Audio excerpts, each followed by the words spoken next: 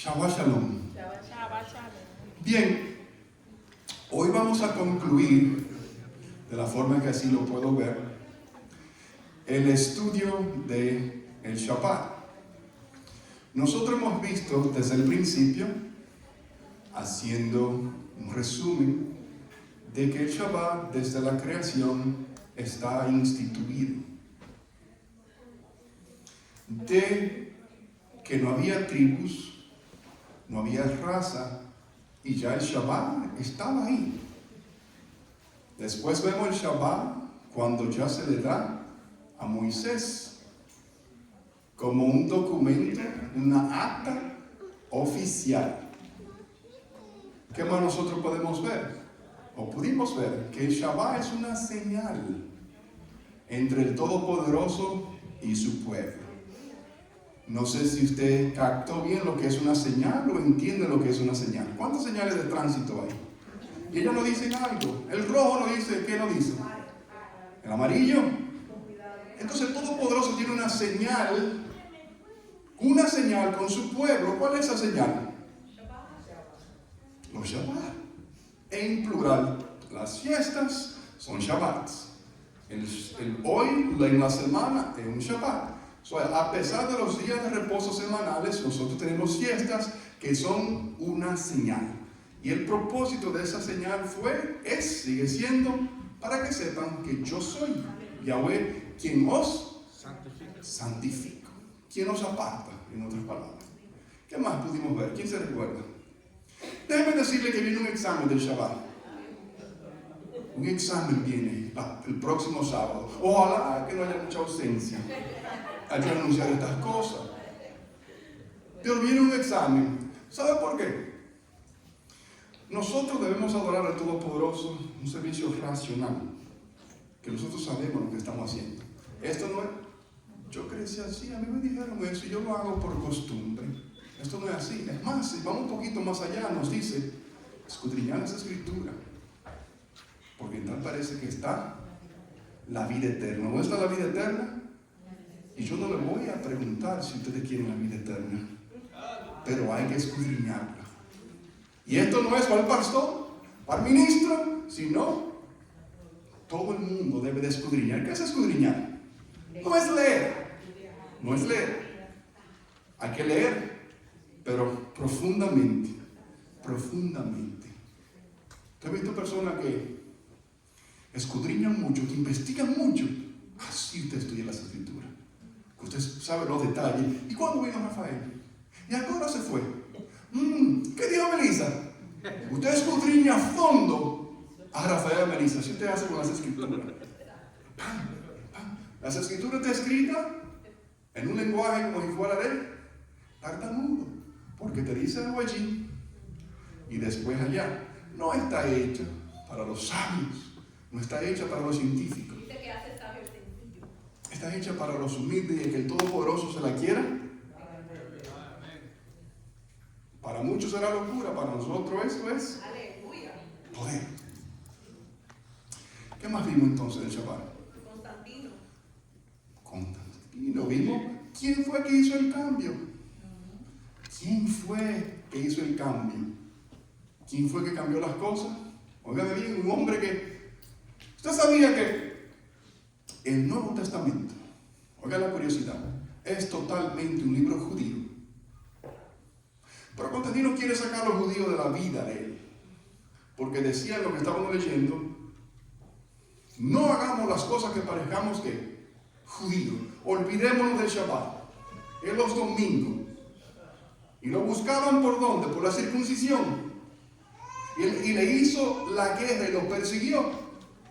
Y hoy en día, irónicamente, como decía Constantino, no están judaizando. Señores, pero el Nuevo Testamento entero es judío. Es una literatura judía. ¿Qué ironía? El Salvador es judío. Yo voy a reír. El Salvador es judío, circuncidado al 8º día. A los 12 años fue al templo e hizo. ¿Qué hizo a los 12 años? Bar mitzvah. ¿Qué pasa? De ser un niño a un adolescente, donde él es responsable ya de qué? Por sí mismo, porque él tiene que saber lo bueno y lo malo. El Salvador es judío. ¿Qué cosa? Y que quisieron sacar a los judíos de toda, no dejar una señal de ellos. Y si nos vamos a la Torá, bueno, los primeros libros lo escribe un levita, ¿no? Moisés, un levita. Pero todos estos escritos no son greco-romanos. El Mesías vestía como un judío. Y todas esas cosas hoy en día nos empaparon, nos engañaron con cosas para alejarnos de Israel, ponernos nosotros ajenos a los pactos, muy alejados de la ciudadanía de Israel. ¿Quién es un ciudadano israelita? Yo la voy a levantar entonces. ¿Quiénes son los ciudadanos de Israel? ¿Y americanos? ¿Quiénes son?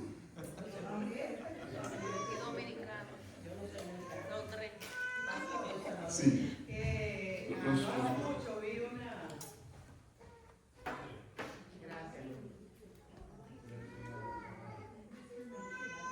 Ok, es breve. Lo que pasa es que como usted está insistiendo en que Yeshua es judío,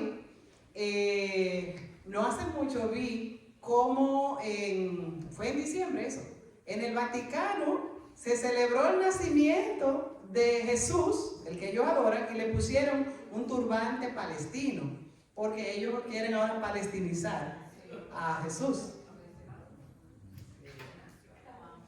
Qué ironía en Roma. Sí, es triste, pero descubriremos la verdad y la verdad nos hará a nosotros libres. Esa no es la primera vez que yo escucho que él era palestino. Señores, yo no voy a entrar por cosas de Palestina, política. Palestina fue los otros días que se dio el nombre. Entonces nosotros vemos estas cosas. Nos quieren vender a un Jesús romano, griego. Otra vez en la puerta. Y el Yeshua que nosotros conocemos, los padres judíos. Mateo, Juan, en sí todo este libro del Nuevo Testamento es judío. Pero no, ustedes están judaizando. No se pueden enseñar estas cosas. ¿No le parece esto a usted como, qué es lo que nos quieren a nosotros enseñar? ¿Qué más vimos para entonces entrar a los versículos de lo que yo me pude recordar? Si usted tiene uno, lo puede traer. Que los utilizan hoy en día para decir que ya los mandamientos, Jesús lo guardó por mí. Ya yo no lo tengo que guardar. ¿Qué más? ¿Qué más? Vimos el Shabbat instituido en la creación, vimos el Shabbat dado como mandamiento, vimos el Shabbat como una señal. También dicen cuando Yeshua cita amar a Elohim y amar a tu prójimo como a ti mismo, ya ahí también se toma como que ya el Shabbat ya, que la amar al prójimo y a ti. Oh, el resumen de la Torah es dos. Okay. ¿Qué más? Bueno, pues estamos perfectos para el examen. Ustedes no me necesitan. Todos lo saben. Todos lo sabemos. Entonces, vamos a ir al Nuevo Testamento, por decirlo así, y ver los versículos que hoy en día utilizan para hacer una división. ¿Podemos llamarlo? ¿Ah? No entiendo. Which one? Just like, That's the last part, Johan, we gotta do it. tengo que hacer una advertencia. Yo quiero que usted lea eso bien leído. Esto es una advertencia de lo que está aconteciendo hoy, acontecía en aquellos tiempos. ¿Qué dice? Y tener entendido que la paciencia de nuestro Señor es para salvación, como también nuestro amado hermano Saulo, según la sabiduría que le ha sido dada, os ha escrito, casi en todas sus epístolas, hablando en ella de estas cosas, entre las cuales hay algunas difíciles de entender, las cuales los indoctos e inconstantes tuercen. ¿Qué ellos tuercen? Como también las otras escrituras para su propia perdición. ¿Cómo sin... ¿Qué me dice lo que está aconteciendo ahí? Pedro está escribiendo y dice los escritos de Pablo, algunos son difíciles de entender. Ni él mismo lo entendía bien, porque Pablo es un maestro de la Torá y habla cosas que no todo el mundo las puede. Y Pedro insiste en estas cosas que en aquel tiempo, ¿qué es un indocto? Una persona que, perdón, ¿qué más? Indoctos. ¿Quiénes la estaban torciendo en aquel tiempo cuando Pedro escribió? Estaban torciendo los escritos de quién? Las cartas que hoy usted y yo tenemos de Pablo, le estaban torciendo, la están torciendo, pero esto es peligroso porque se puede usted perder. Esto es un asunto de salvación. El que tuerce los escritos de Pablo, como a todas las escrituras, todo lo de Pablo que lo han torcido, usted se puede perder.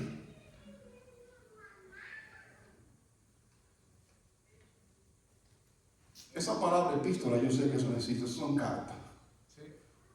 Esa palabra está añadida. Pablo escribió cartas. ¿A quién? A Timoteo. ¿A quién? Algunas congregaciones. ¿A quién? A los de Tesalónica, a los de Colosa, a los Corintios. ¿Le escribía qué? Cartas. Como que alguien de ustedes, bueno, cuando Jay estuvo fuera, Jay escribió cartas. ¿Son estas cosas doctrinas o consejos que él estaba dando a Timoteo, a las congregaciones? Mira, está pasando esto aquí. Simplemente palabras para qué? De motivación, de reprensión. Todas esas cosas, pero fueron cartas. ¿Estamos bien en eso? Cartas escribió Pablo. El Nuevo Testamento está ahí para decirnos a nosotros que Yeshua vino y que resucitó. No es un libro de doctrinas. Lo que sirve para doctrinar es ¿qué? La Torá. Y todos ellos que escriben tienen que estar en armonía con lo que ya está escrito. No podemos usar cuando Pablo dice yo no permito. Además, Pablo dijo que él no se había casado, que él aconsejaba quizás a que no se casen, pero si usted no tiene el poder de abstenerse, mejor cásese. Es una doctrina,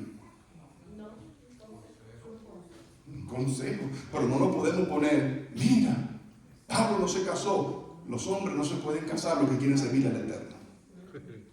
No, porque eso fue él propiamente dijo, esto yo lo aconsejo así. Pero no significa que debemos de hacer eso, una doctrina de ahora en adelante, todos los varones no se casen. Ya muy tarde, papi. Pero estaba aplaudiendo, no sé qué significa eso. Usted sabía, Pablo llegó tarde conmigo. usted sabía que cuando usted se casa, cumple con un precepto del Todopoderoso cuando tiene descendencia, porque el matrimonio es sagrado. El matrimonio es sagrado, instituido por el mismo Todopoderoso. Y este don no se dio a todo el mundo. Esto no es para todos. Entonces, ¿cuál es lo primero que yo le quiero presentar? Que todos los escritos de Pablo hay que tener cuidado, hay que entenderlo, porque lo podemos torcer y al torcerlo, ¿qué podemos hacer? Si usted lo tuerce, Si lo tuerce, ¿qué pasa? O sea, si lo mal aplica o interpreta, ¿qué sucede? Se puede perder. ¿Es en serio esto? ¿Es en serio entonces? Pues vamos a los versículos que dicen por ahí. Siguiente, yo. Colosenses, un ayudante que me ayude a leer. Colosenses 2, 12, 17.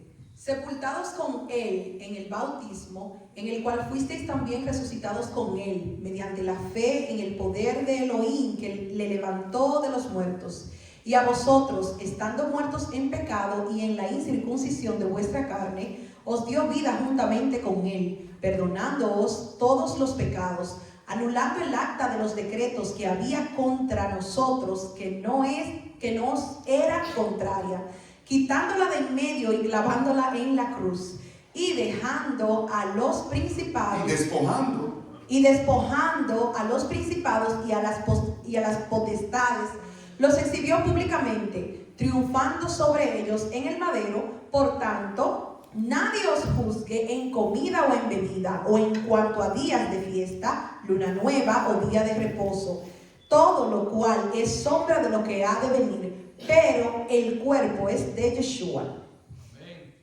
Okay. Los versículos que se mal utilizan. Por tanto, ya cuando dice por tanto, es porque usted está siguiendo algo que ha dicho, ¿no? O sea, hay un error. Por tanto, la continuidad de ¿qué? De algo que usted ha venido narrando. Nadie os juzgue en comida o en bebida, o en cuanto a día de fiesta, luna nueva o día de reposo, ¡pah! Y lo dejan ahí. Y ahí se cortó lo que ellos nos citan. ¿Qué nos citan? Mire, mi hermano, por cosas que yo beba, por cosas que yo coma, ya nadie me puede juzgar. Ese es el primero. ¿Cuál es el otro que mal utilizan? Donde dice que clavó anulando el acta de los decretos que había contra nosotros, que nos era contraria, quitándola de en medio y clavándola en la cruz. La pregunta es, ¿qué fue lo que él clavó? Para los indoctos, él clavó la Torá. Para los que no saben, él clavó los mandamientos. Déjenme que doña Francia se siente. Mi aprecio y cariño, doña Francia.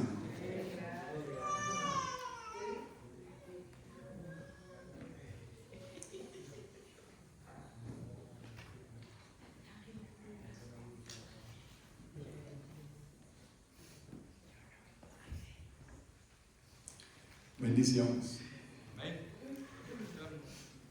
¿Alguna vez usted ha hecho un exegesis? ¿O saben qué es un exegesis? ¿Qué es un exegesis de las Escrituras? Un exegesis es un estudio profundo de un versículo donde nosotros vamos a tomar en cuenta varias cosas. Y se lo he dicho y se lo voy a repetir otra vez. Cuando usted va a estudiar las Escrituras a profundidad, usted tiene que saber a quién se le está escribiendo. ¿Y se le está escribiendo a quién? Y usted pregunta, Colosenses, ¿son judíos o son gentiles? ¿Quién responde? Son gentiles. Todos. ¿Qué sucede con los gentiles? Estaban en la transición de conversión. Entonces, ¿qué sabemos ya para aplicar las Escrituras correctamente? Un exégesis. A veces hay que ir al versículo anterior para notar y ver de qué se está hablando. No se puede a la ligera coger un versículo y sacarlo del contexto, del texto, porque nos vamos a perder. Entonces, ¿quiénes son los colosenses? Una congregación, una comunidad que estaba en Colosas, si es de la palabra, que eran gentiles, no eran judíos, y estaban en la transición. ¿Cómo le llego a esta conclusión? Algunos de ustedes tienen alguna Biblia que antes de entrar a un escrito te dice una historia de quién se le está escribiendo. Si usted busca la historia, o va como dije los otros días, va al internet y busca la historia, ¿quiénes son estos? ¿Quiénes son? ¿Por qué Pablo le escribe a los romanos? ¿Por qué Pablo le escribe a los corintios? Y usted tiene que ver la cultura de ellos para hacer un examen y hacer ¿qué? Llegar a la conclusión. Entonces, Rafael tiene el clavo, ellos son gentiles. ¿Qué son gentiles? Personas que no tienen el conocimiento pleno de la Torá, personas que... No. En ese sentido, no pertenecen a... Son Dame el micrófono. un gentil. Venga, Rafael.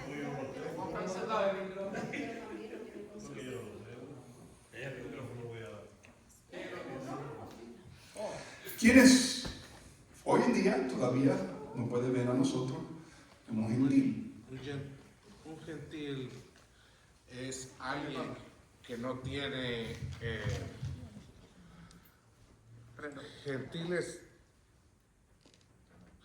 gentil es alguien que no tiene en este concepto un Dios. Cuando el profeta se refería a gentiles, el profeta Ezequiel se refería a los que tenían mucha idolatría, no tenían el conocimiento del Eterno. Nosotros, que ya tenemos el conocimiento del Eterno, ya no somos gentiles. Nosotros ya pasamos a ser parte del pueblo de Israel a través de la sangre de Yeshua. Pero si no tenemos el conocimiento del Eterno, somos gentiles. Lo googleé. También dice que son pueblos y naciones que no son judíos. Eso dice Google. Shalom, hermanos. Cuando habla de gentiles, habla de las naciones, ¿verdad? Que son gentiles. Incluso en las escrituras dice que no solamente un gentil es que no conoce, sino que no obedece. Porque en Mateo habla cuando viene uno y lo va a reprender a su hermano, tanto al último que si no hace caso, dice tómalo como gentil o republicano, o sea, como el que aún conociendo es del mundo y traidor, porque eso lo conocían a los republicanos como traidores. Republicano, perdón. Yo creo que tanta referencia como Claudia.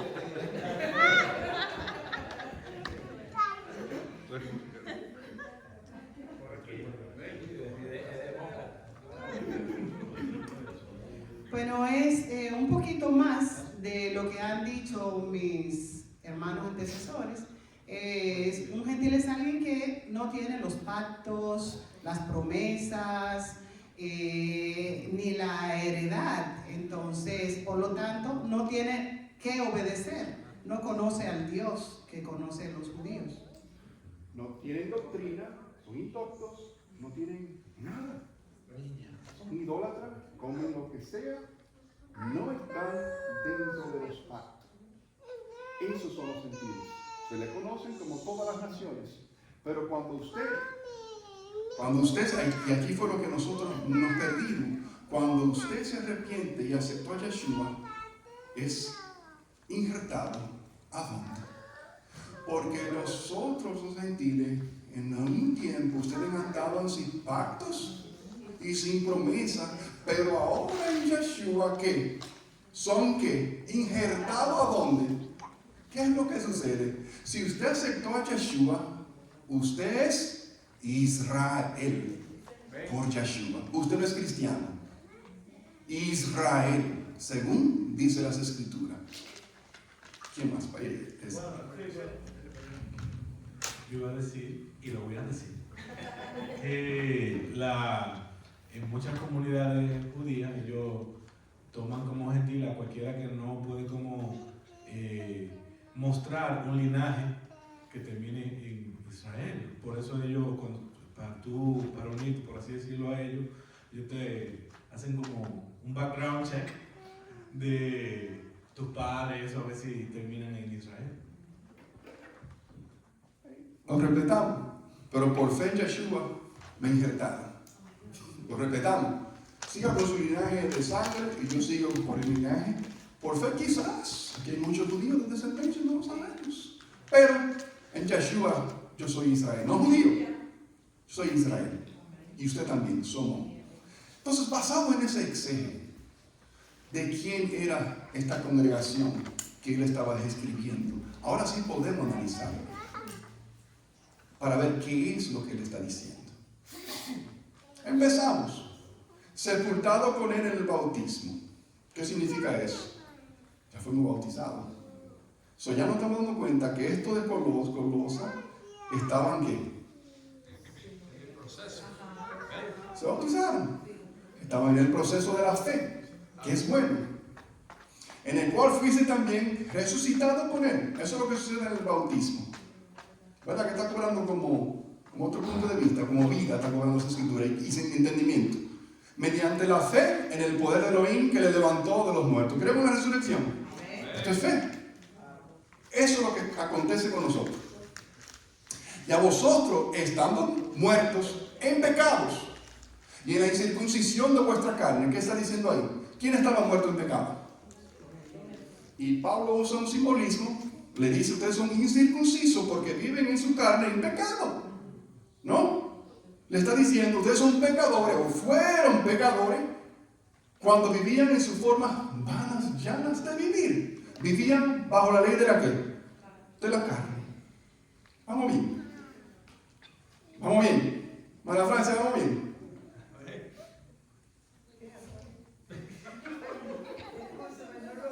En pecado, en la incircuncisión de vuestra carne. Él no le está diciendo incircunciso, sino, ¿qué le está diciendo? Mi cuerpo, yo lo daba para adorar. Mi cuerpo, yo hacía con mi cuerpo cosas. Pero ya no. ¿Dónde vamos? Os dio vida juntamente con Él, perdonándonos todos los pecados. ¿Quién nos dio vida? Yeshua, yo lo acepté. Ahora Yeshua yo encuentro que y vida, ¿verdad? Anulando el acta. ¿Cuál es el acta?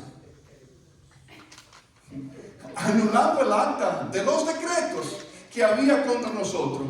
¿Qué había contra nosotros los pecadores?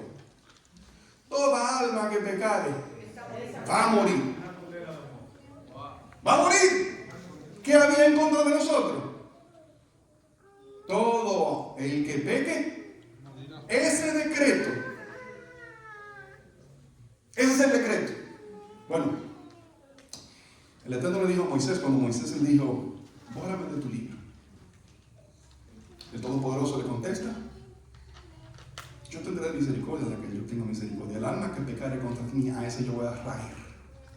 La voy a cortar. Dice las Escrituras, porque la paga del pecado, ¿cuál es el acta en contra nuestra, de los pecadores? El pecado. Y por entrar en Yeshua, encontré ¿qué? Vida encontré ¿en quién? ¿En quién? El edicto, el acta, el documento que me declara a mí, tú vas a morir. En Yeshua me salvó. Ahora, ¿qué sucede? Si voy muy profundo no lo dicen para devolverme. Vamos entendiendo. ¿Entendiendo? ¿Qué sucede? La paga del pecado de muerte hasta ahora nadie ha pagado por eso. Todos vamos a morir, ¿no? Pero nadie ha recibido la resurrección, excepto Mesías, ni nadie ha pagado. ¿Por qué? ¿Cuándo se va a pagar esto? Si en el juicio nos levantan y nos encontramos como acto que aceptamos a Yeshua, nosotros somos ¿qué? Y nos dan vida eterna. Pero si yo persistí viviendo en una vida corrompida, yo voy a pagar. ¿Cómo yo voy a pagar? Con mi muerte. Yo voy a morir. No hay un segundo chance. En el día del juicio, los que no tienen a Yeshua van a pagar con su propia vida.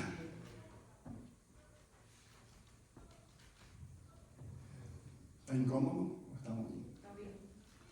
¿Cuál es el acta que Yeshua clavó? El edicto que estaba en contra, otra vez se le está hablando a gentiles, no a los judíos se le está hablando, no a los que están en el camino. El edicto, el acta, la ley, lo que se habló en contra de nosotros, llegó a su fin, porque en Yeshua ahora nosotros tenemos que vida, hay salvación. No es por nada, pero los rostros se ven confundidos.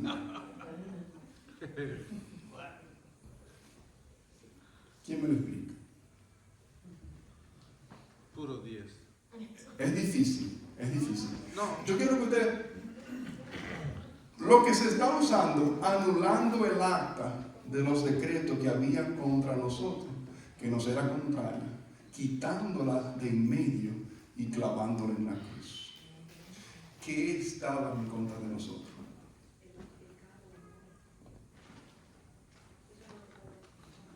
¿Qué era lo que había en contra de nosotros? Estábamos condenados a morir. Yo, si daba la paga del pecado, es muerte. Si yo moría por el mismo pecado, ¿cómo yo podía resucitar? Alguien tuvo que morir por mí para que yo encuentre ¿qué? Vida, salvación. Pero para yo obtener ese beneficio, tengo que acercar a ¿quién? A Yeshua. Ahora en Yeshua hay vida. ¿Qué fue lo que clavó? Es simple. El acta es toda alma que peca, la paga del pecado es la muerte. Esa acta se quitó. Para los que cogieron a Yeshua, para el mundo está activa.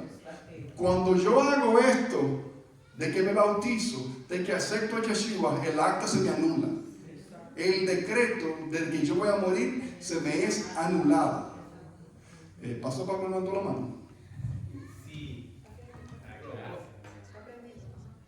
Si mal no recuerdo, cuando Moisés recibe los mandamientos, dice que le fue agregado al lado otra ley.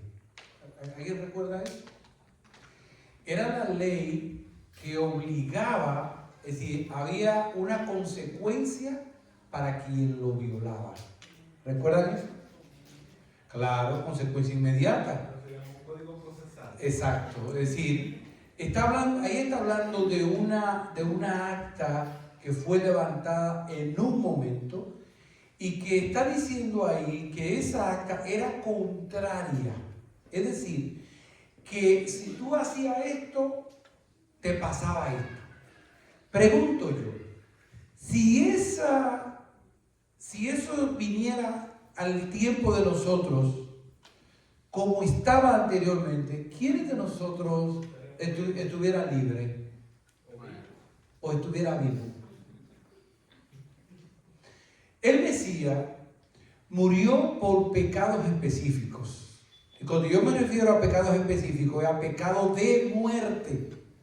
Es ahí donde Él entra. Es decir, Él es el que, si un hermano le ofendió a otro, ¿qué debe de hacer? ¿Orar o pedirle perdón a ese hermano? ¿Usted entiende? Si yo no puedo venir así, irme allá y ponerme de rodillas y decir, Señor, mira, perdona, mira que yo ofendí al hermano, que le dije esto, que le dije aquello. No. Tú debes de ir donde el hermano. Pero cuando habla de pecado de muerte, eso tiene un nombre, a mí se me olvida el nombre, ¿cuál es el nombre? Pero es que, por ejemplo, ¿qué era un pecado de muerte? La idolatría. ¿Qué era un pecado de muerte? La homosexualidad. Hay una serie que le llaman como pecados capitales. Es decir, es lo que le impedía al ser humano entrar al reino de los cielos, para llamarlo así. Es decir, lo que no podía hacer el hombre, lo que tú y yo no podíamos hacer, Él lo hizo. Por eso, Él muere. Si Él no muere por nuestros pecados, como usted estaba explicando, a quien le correspondía morir era uno. Entonces, Él cargó, Él aceptó esos pecados que era imposible para nosotros poder librarnos de ellos. ¿Alguien más? Entonces, varón.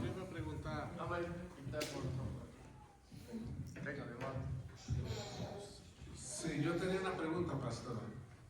Oh, disculpe. Que dice, yo entiendo la parte donde dice usted que era tener Yeshua para salvación. Yo creo que nos ayudaría un poquito a muchos ese significado, tener a Yeshua como para salvación, porque en la actualidad muchos dicen, yo tengo a Cristo y yo ya no tengo que hacer eso, yo ya tengo a Jesús, yo ya no tengo que hacer eso, yo tengo a Jesús en el corazón y ya eso es lo que te vale.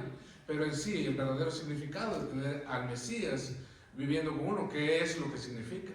Yo creo que eso ahí, o para salvación, a tener a Yeshua para salvación, no de, porque mucha gente utiliza a Yeshua como justificación, como Para seguir pecando. para seguir pecando, para seguir deliberadamente y no buscar más de Él.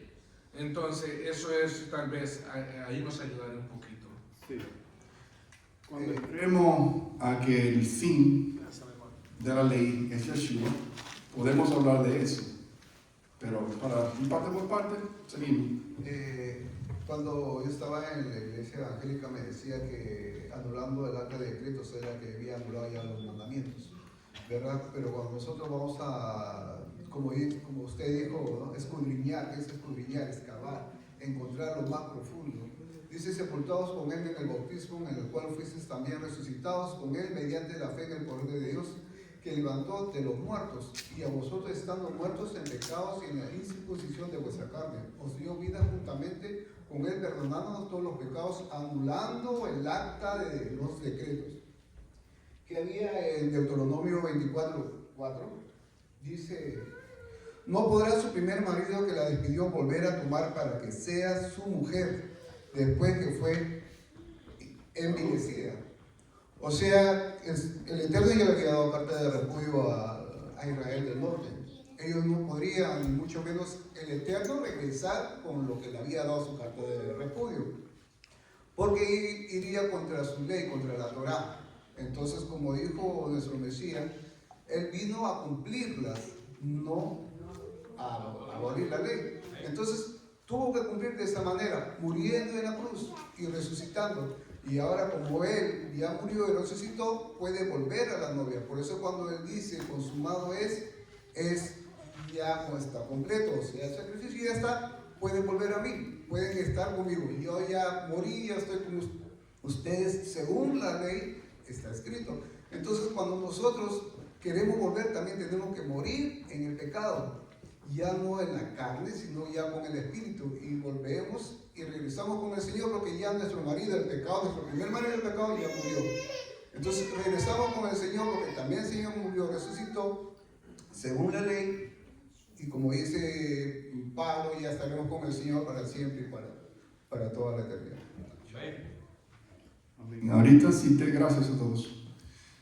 Porque la paga del pecado es muerte, pero el don del Todopoderoso es vida eterna en Yeshua. Entonces lo que a nosotros era contrario, ya nosotros ya tenemos un entendimiento, ¿verdad? Yeshua, entonces en Él encontramos la salvación, encontramos la vida. Ya yo no voy a morir. Se pagó, pero no significa que yo voy a seguir, a continuar mi vida desenfrenadamente pecando. Porque así voy a pagar entonces con mi propia vida la paga del pecado, que es muerte eterna. Muerte eterna. Entonces, podemos proseguir.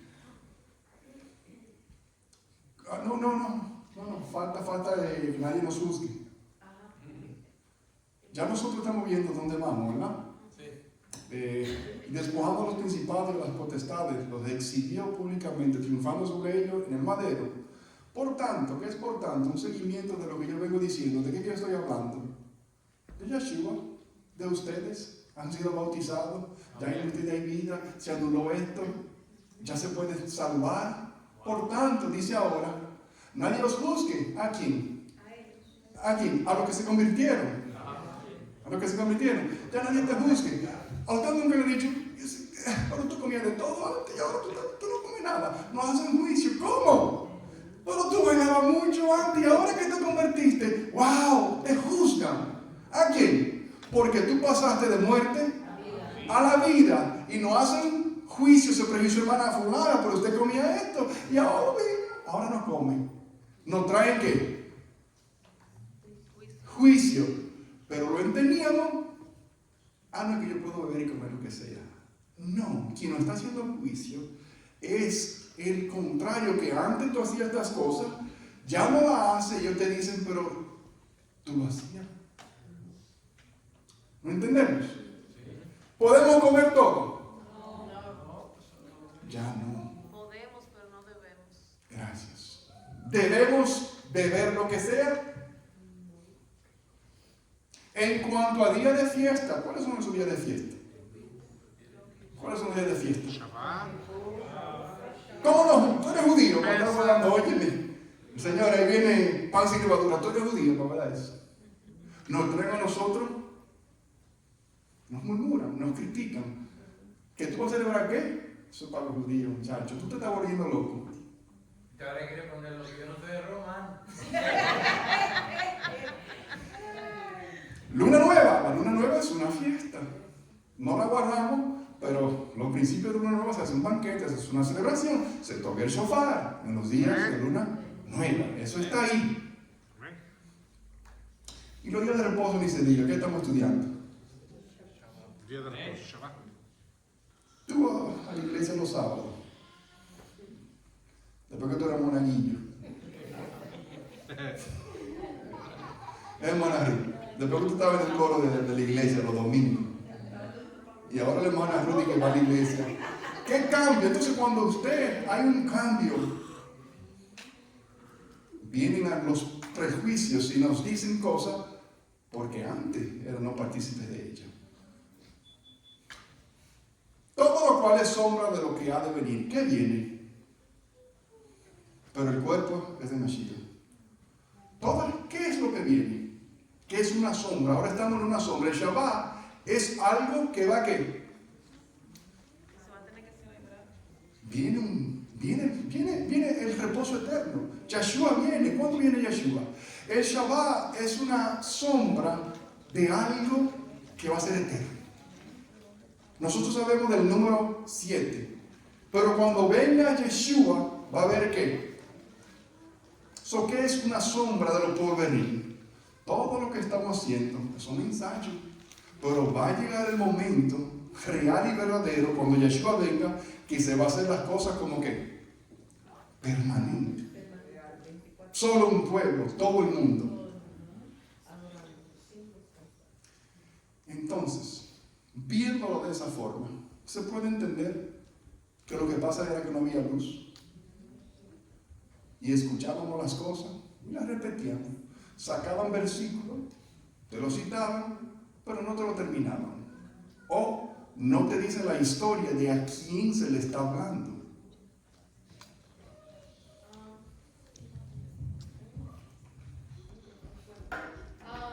Esa parte donde dice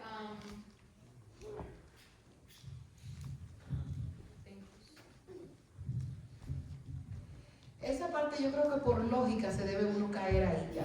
Esa parte donde dice, anulando el acta de decretos que había contra nosotros.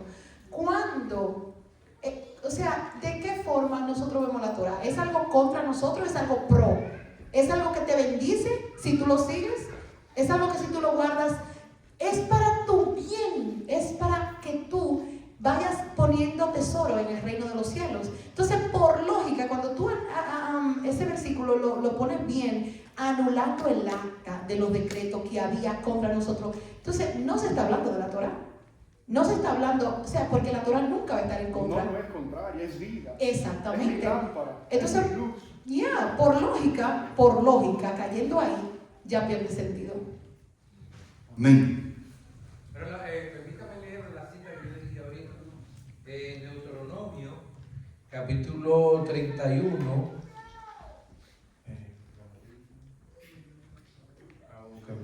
¿Quién la tiene? Versículo 27.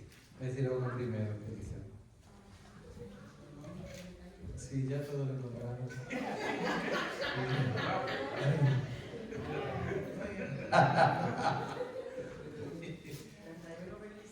Sí, me parece que hay. Vamos a ver.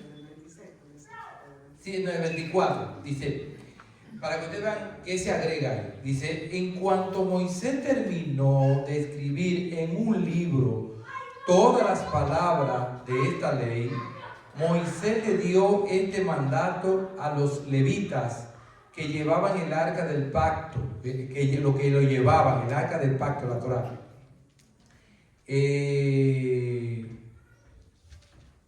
El pacto, y llévense este libro de la ley. Ahora viene, le agrega algo ahí al lado del arca.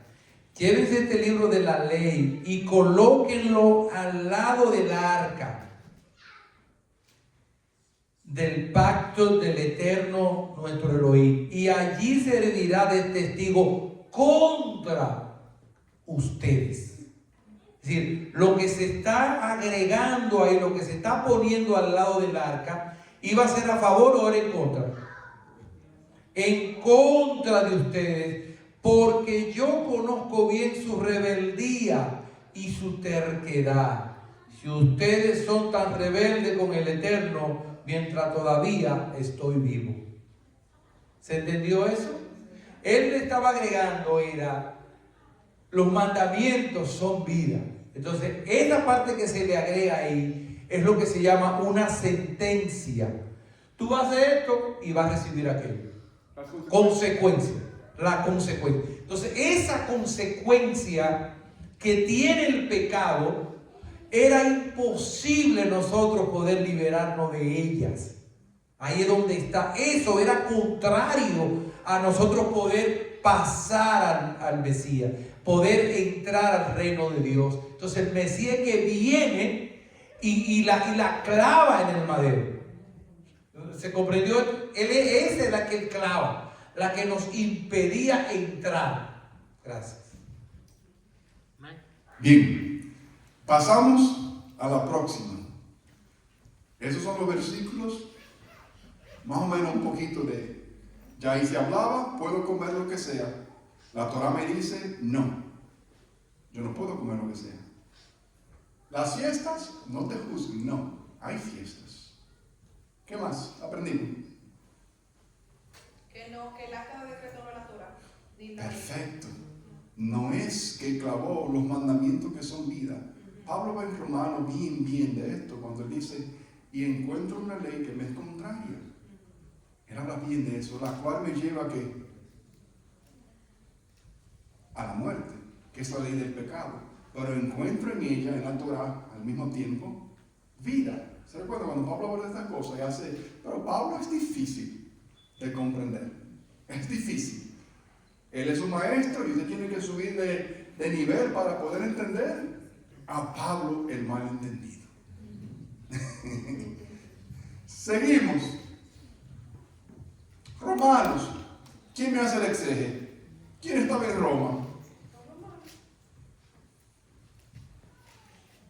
¿Cuál es el versículo que nos citan? Porque el fin de la ley es Cristo, para justicia a todo aquel que cree.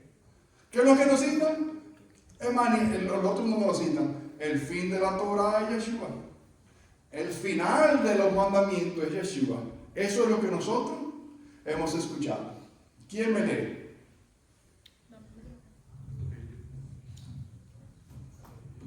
Hermanos, ciertamente el anhelo de mi corazón y mi oración a Dios por Israel es para salvación, porque yo les doy testimonio de que tienen celo de Dios, pero no conforme a ciencia, porque ignorando la justicia de Dios y procurando establecer la suya propia, no se han sujetado a la justicia de Dios, porque el fin de la ley es Cristo, para justicia a todo aquel que cree. Le trajo a luz de qué se está hablando para él decir que la finalidad de la ley es Yeshua. Le trajo, lo leemos despacito. Hermanos, ciertamente el anhelo de mi corazón y mi oración a Dios por Israel es para salvación. Porque yo les doy testimonio de que tienen celo. ¿Quién tiene celo? Los de Israel, los de los nacidos. ¿Tienen celo de quién? porque ellos se ponen celosos. Por lo contrario, cuando usted me ven yo salgo con un talí, con un shofar, con un tzitzit, se ponen celosos. Eso está aconteciendo. Pablo está hablando. A propósito, a Pablo se le conoce como el apóstol de los gentiles. Para nosotros poner un punto ahí. Él es el que fue enviado a quién? A los gentiles. Entonces, a esta conversación, a esta carta, él está hablando de que hay unos celitos. ¿De quién? De Israel. Porque yo les doy testimonio de que tienen celo del Todopoderoso, pero no conforme a ciencia. Porque ignorando la justicia de Dios, ignorando qué, ahí nosotros empezamos a ver. ¿Qué es lo que están ignorando? ¿La justicia de quién? Y procurando establecer la suya propia. No se han sujetado a la justicia de Dios. Él habla de atrás para adelante y de adelante para atrás. ¿Quién es la justicia de Dios? Porque el fin, el propósito de la ley es ¿quién? Cuando a mí me llevan a Yeshua y yo vivo como Yeshua y lo imito, vivo en justicia. ¿Vivo como? Estoy como una voz de repente. El fin, el propósito, la finalidad de los mandamientos es llevarme a ¿quién? Para justicia a todo que cree en él. Qué fácil eso está ahora. Me he contado como justicia porque para todo lo que creen en quién. No está hablando de que por Yeshua la ley llegó a su fin, sino que en Yeshua lo que creemos en él nos lleva a nosotros a justicia. A él nos lleva. Y la justicia es mala. Es bueno vivir en justicia. ¿Lo entendemos por aquí?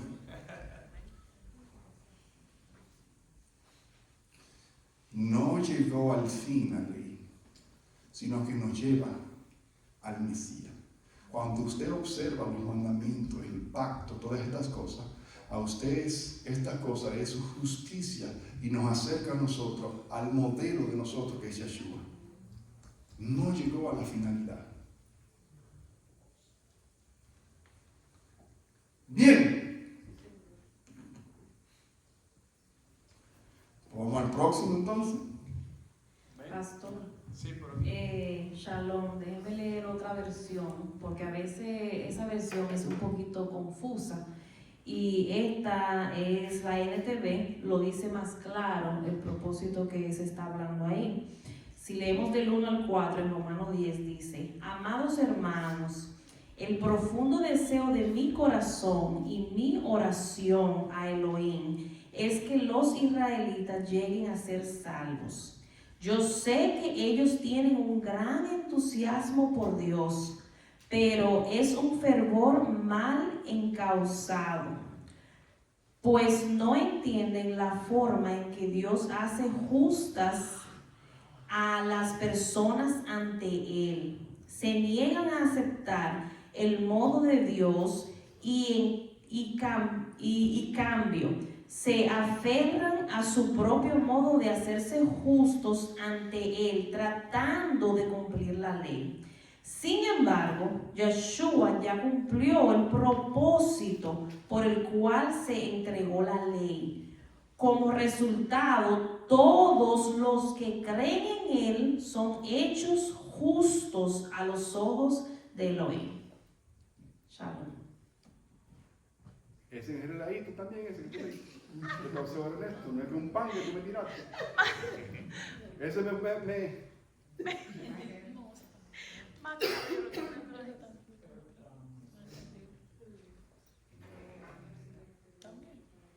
Bien, estoy buscando la cita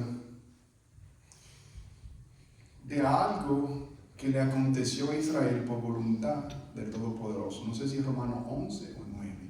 El asunto es que dice que a ellos se les pusieron, el Eterno les puso un velo. ¿Dónde que está eso? 9 Romanos 7 se me olvidó.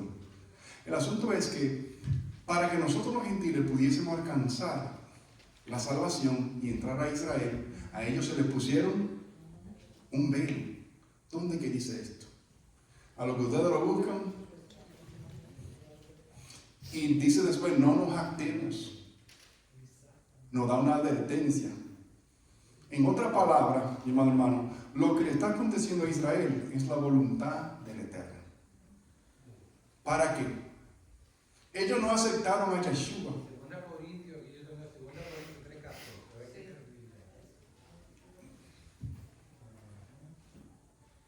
Dice, pero el entendimiento de ellos se endureció, porque hasta el día de hoy, vamos a decir. Ok, dice la palabra. Pero el entendimiento de ellos se endureció, porque hasta el día de hoy, en la lectura del antiguo pacto, el mismo velo permanece sin alzarse, pues solo en Cristo es quitado. Dice esto, parece que otro. No es ese. Ya lo encontré.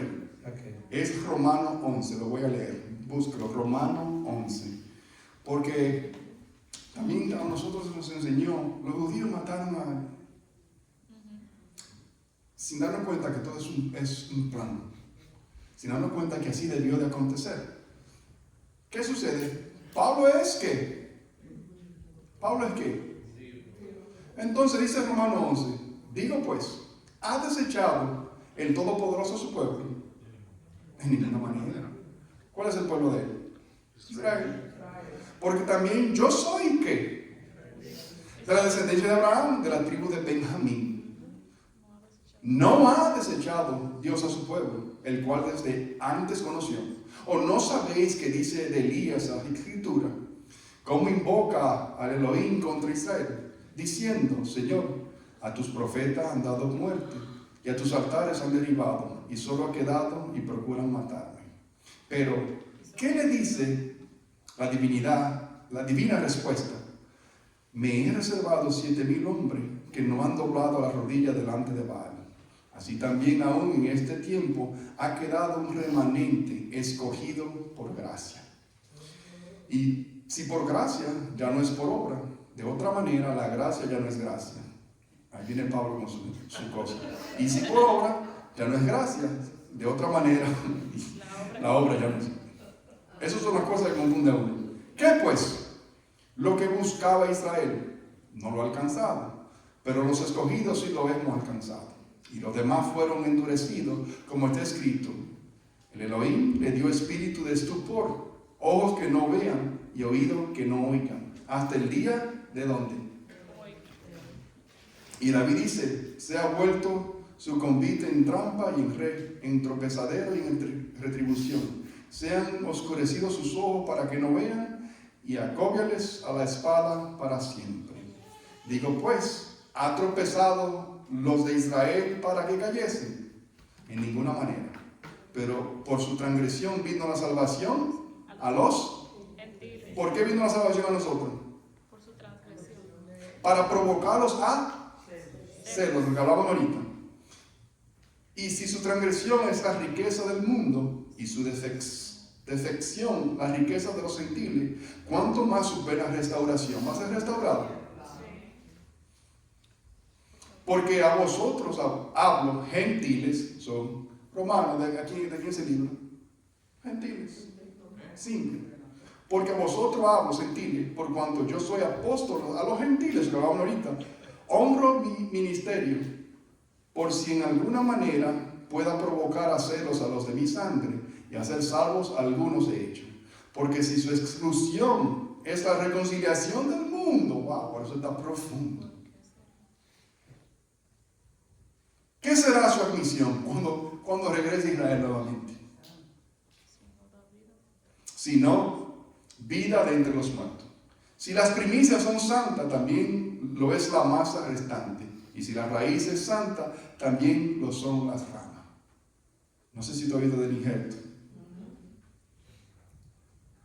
Pues si algunas de las ramas fueron desgajadas, y tú, siendo olivo silvestre, has sido injertado en lugar de ella, y has sido hecho participante de la raíz y de la rica savia del olivo, no te jactes. Tenga cuidado contra las ramas. Y si te jactas, sabe que no sustentas tú a la raíz, sino al raíz. ¿A ti quién es la raíz? Israel. Eso está más claro Sígalo por ahí, usted leyendo en su casa, porque ese no iba, lo traje simplemente para lo que pasó a Israel, el plan del Eterno para que nosotros encontrásemos salvación. Como estamos estudiando el Shabbat, para ir cerrando, vimos unos versículos malinterpretados. Hebreos, hacemos el exégesis. Hebreos, está difícil ese exégesis. El libro a los hebreos. ¿Quién es el escritor?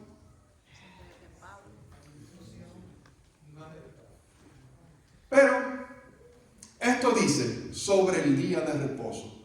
Parece que nunca lo pudimos ver, o los que guardan el domingo no se dieron cuenta que en hebreo habla tan claro del día de reposo. Y dice así, no, alguien que me ayude a leer.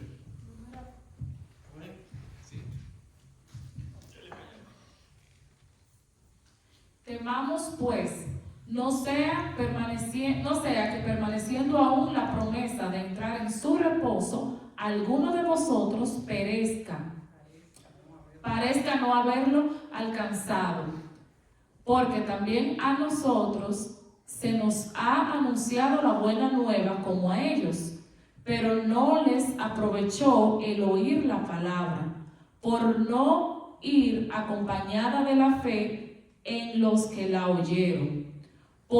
Pero los que hemos creído entraremos en el reposo. Entramos, señores.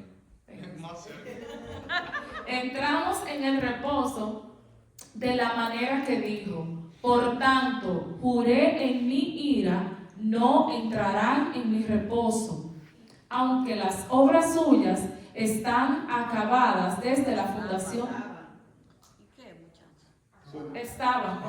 Aunque las obras suyas estaban acabadas desde la fundación del mundo, porque en cierto lugar dijo así del séptimo día: y reposó Dios de todas sus obras en el séptimo día. Y otra vez aquí: no entrarán en mi reposo. Por lo tanto, puesto que faltaba que algunos entren en él, puesto que falta que algunos entren en él, y aquellos a quienes primero se les anunció la buena nueva no entraron por causa de desobediencia. Nos ponemos ahí para ir despacito. ¿Quién me describe lo que el escritor está hablando? ¿Quiénes fueron aquellos que no entraron? ¿Queda todavía una promesa para que entre en algún grupo? ¿De qué está hablando? ¿Dónde nos trasladó esto? ¿Quién se anima?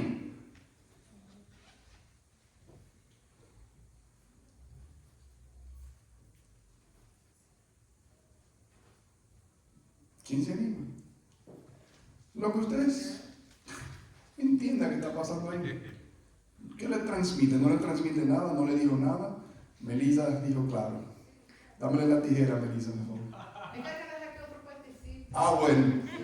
Carolina, entonces, ¿no trajo la tijera, Carolina?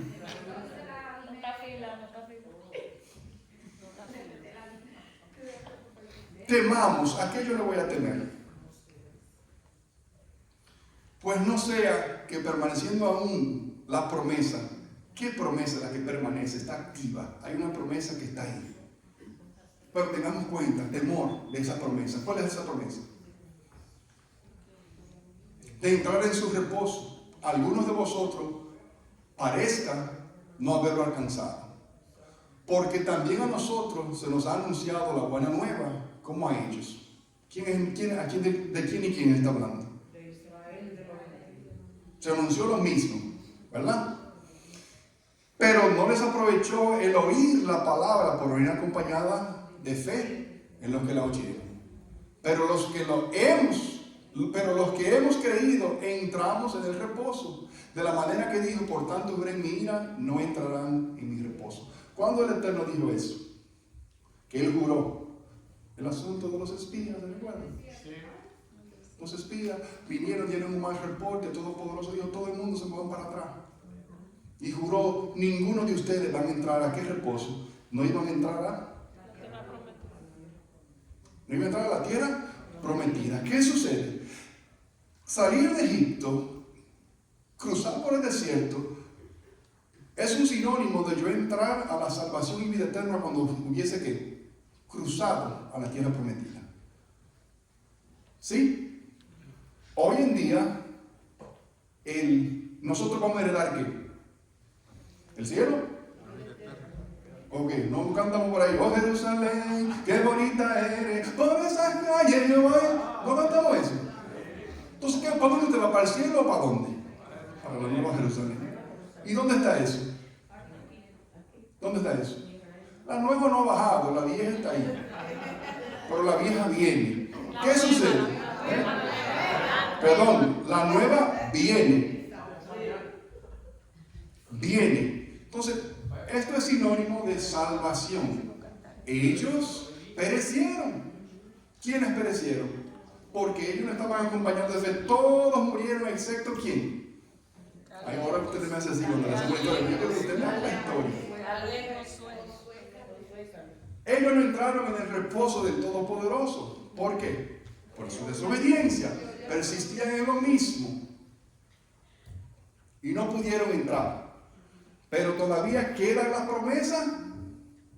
Queda la promesa.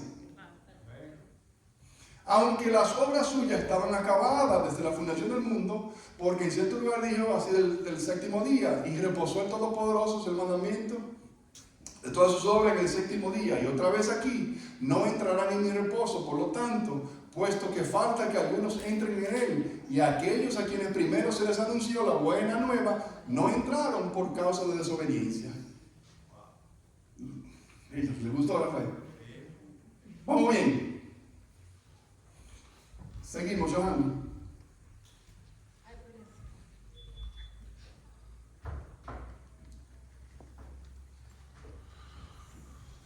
Otra que me pueda leer. Sandra, una lectura.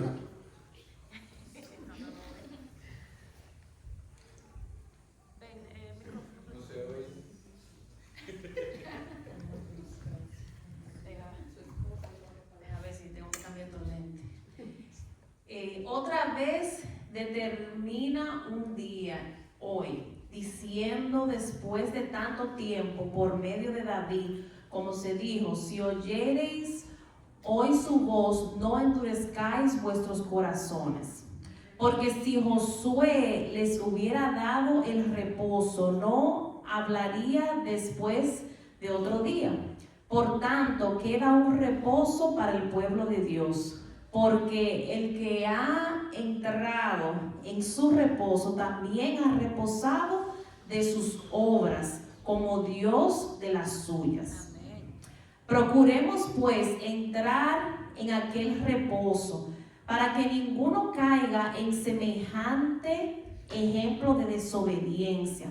Porque la palabra de Dios es viva y eficaz, y más cortante que toda espada de dos filos, y penetra hasta partir el alma y el espíritu, las coyunturas y los tuétanos, y discierne los pensamientos y las intenciones del corazón. Y no hay cosa creada que no sea manifiesta en su presencia. Antes bien, todas las cosas están desnudas y abiertas a los ojos de aquel a quien tenemos que dar cuenta. Aleluya. ¿Comentarios? ¿Está claro, pastor? ¿O terminamos la clase? ¿Qué hora es? Las 2:52. Vamos a concluir de la siguiente forma. Hemos visto a plenitud, en claridad, de que el día de reposo nadie lo puede quitar. De que el séptimo día es el día especial que el Todopoderoso eligió, escogió. Queda activo. De la forma que interpreta en los hebreos, el escritor de los hebreos escribe, es haciendo de nosotros una advertencia. Y lo puso de una forma, diría yo, analogía se llama, cuando uno usa un ejemplo y dice, ¿por qué ellos no entraron en otras partes? Nosotros sabemos por qué ellos no entraron a la tierra prometida. Por su soberbia, por la desobediencia. El Todopoderoso, o el que escribió, habla de esto como queda todavía un reposo. Y a nosotros se nos es anunciado. Procuremos nosotros entrar por él. Si nosotros vamos un poquito para atrás para hacer el exégesis completo, empieza a hablar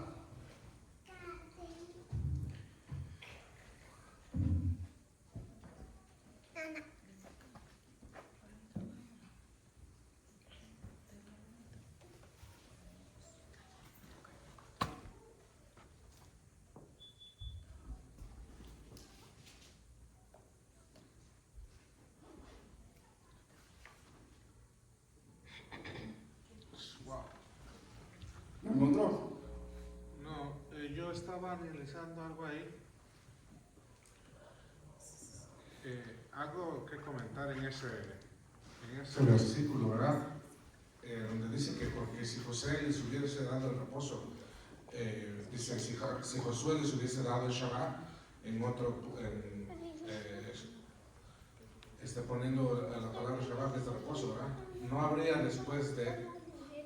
después de otro día. Dice, por tanto, queda un reposo para el pueblo del Eterno, porque el que ha entrado en su reposo también ha reposado de sus obras como el Eterno en las suyas. Ahí lo que entendí fue que a veces el hombre quiere sustituir el Shabbat, ¿verdad?, por otro, y ahí lo dice claro, que tengamos cuidado en no hacerlo. Dice, en el 11 dice, procuremos pues entrar en aquel reposo. ¿De cuál reposo habla? Del reposo del Eterno, no de cualquier reposo, porque ahora en los días de hoy mucha gente dice, como por ejemplo lo sustituyen por el domingo, o cualquier día es bueno, lo importante es descansar, ¿verdad? Dice, para que ninguno caiga en semejante ejemplo de desobediencia, porque la palabra del Eterno es viva y eficaz. O sea, Él no quiere que andemos sustituyendo en los Shabbats. Y más constante de toda espada de dos filos, y penetra hasta partir el alma y el espíritu, y las coyunturas y los tuétanos, y descierra pensamientos y las intenciones del corazón. Y no hay otra cosa creada que no sea manifiesta en su presencia. Eso era lo que quería decir, que ahí lo explica, que no andamos sustituyendo el Shabbat por otro día. Eso es lo que entendí. Bendiciones. Bien, gracias, Roy. En el 3 de Hebreo, en el versículo 16, nos habla de lo mismo. Si usted lo quiere estudiar, ¿quiénes fueron los que, habiendo oído, le provocaron? ¿No fueron todos los que salieron de Egipto por mano de Moisés, y con quienes estuvo el disgustado 40 años? Y sigue hablando de estas cosas. En fin, mi amado hermano, de corazón, ¿podemos nosotros guardar el día de reposo mejor? Es un mandamiento. ¿Usted se considera que lo está guardando de la forma correcta? ¿Podemos hacer mejor? Sí. ¿Se siente satisfecho? No tiene que responder, contéstese a usted mismo. Yo considero que 6 días para que yo haga mis cosas es suficiente, o si no, yo debo reorganizar mi vida y mis prioridades. Pero yo considero que el día de reposo, que fue para nosotros, yo creo que debemos de hacer mejor, en todo el sentido de la palabra. Hablo como congregación. Yo creo que hoy debería ser un día tan especial que provocara en nosotros en sí ese deseo de adorar al Todopoderoso. Yo le voy a ser honesto. Sépase, yo tengo altas y bajas y problemas, pero yo voy a alabar. Yo voy a alabar. No se crea que yo estoy exonerado de enfermedades, circunstancias ajenas a mi voluntad, cosas que nos pasan a todos nosotros, pero yo no voy a permitir que la angustia, la tristeza embargue mi vida, porque yo sé en quién yo he creído. Nosotros debemos de venir con un corazón, mi amado hermano, todos tenemos problemas. El que no, lo quiero que alabe doble.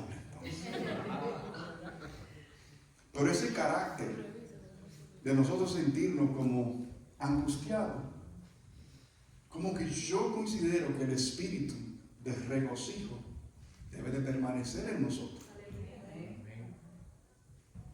Si esto dejó de ser una delicia santa para el Todopoderoso, en vano lo estamos haciendo. Yo no he visto, digo yo, que alguien que se vaya a casar está triste y aburrido en la boda. Yo no he visto a aquel que fue a una fiesta también está de triste y desanimado. Bueno, si se va a casar a fuerza. Mi punto es que nosotros tenemos razones para adorar al Todopoderoso. Y se lo voy a hacer simple. Con su pareja, si tiene pareja, con su casa, si tiene un hogar, haga un listado y diga todas las razones por las cuales yo debo de agradecer al Todopoderoso.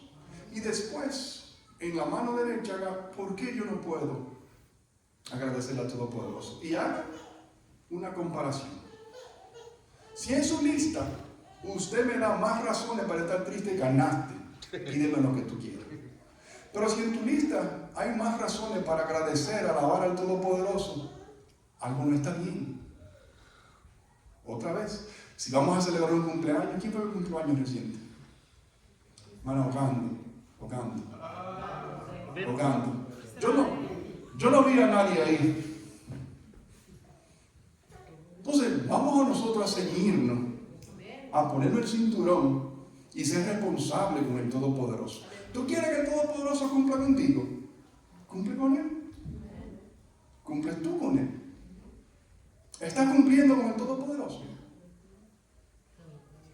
¿Estás haciendo lo que debes de hacer? Honestamente hablando, el moco para abajo, como decimos por ahí, tiene que cambiar. Y créase, otra vez, yo tengo mis altas y bajas, pero cuando llegó el Shabbat, ¿quién me ha visto triste a mí? ¿Y usted cree? Bendito sea el Todopoderoso. El jueves, qué disgusto tenía yo. Disgustado con la raza humana completa. Hasta dije, pero Dios, ojalá que venga el Mesías. Sí, ¿sabes por qué? Porque el ser humano es malo. Somos malos al extremo. Malo. Todo lo que hay en nosotros es maldad. Si no es por el Eterno, siempre vamos a ir a lo malo. Y yo vi tanta maldad que yo dije, Dios mío. Y yo me fui para mi casa, de salir del trabajo, con un desencanto, con el mundo. Y yo dije, Yeshua, ven. Por la maldad. En todos los lugares. Pero ya, eso se me pasó. Ni me recordaba, se lo digo por testimonio. Porque yo no voy a traer mis cargas al Todopoderoso. Yo vine a celebrar. Y si usted no tiene razones de celebrar, usted no ha hecho la lista. Haga su lista y diga mis razones para poder celebrar y reír. Mis razones para no tener que celebrar y reír. Y compárela. A ver quién gana. Le aseguro que usted tiene muchos motivos. Muchas razones para decirle al Todopoderoso gracias. Y alabar al Todopoderoso como Él se lo merece. Así que cambie ese rostro, porque a veces yo veo gente triste aquí y en Facebook lo veo después. ¿Qué? Yo digo, por ven acá. ¿Y cómo es? ¿Tú estabas triste ahorita?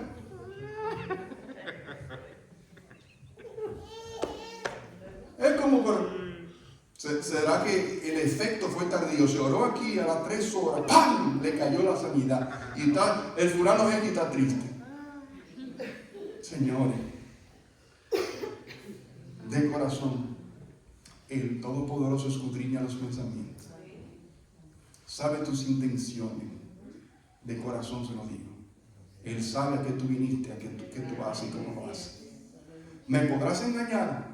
Al Todopoderoso nadie puede. Esto es individual. Yo puedo ser tu guía, decirte cómo hacer el asunto, esforzarte, que es mi deber, pero tú debes tomar la decisión por dónde vas a caminar. Tú tomas la decisión. A esta altura del juego nosotros ya sabemos quién es el Eterno. Y el más mínimo, excepto Hannah, que no habla, él no habla, no puede decir Dios hizo esto por mí. Pero el más pequeño de nosotros tiene testimonio y puede decir y asegurar que eres real. Amén. El simple hecho, si has hecho algo en tu vida, cambiemos. El Shabbat es mejor de lo que estamos haciendo. Bendiciones. Y Shabbat Shalom.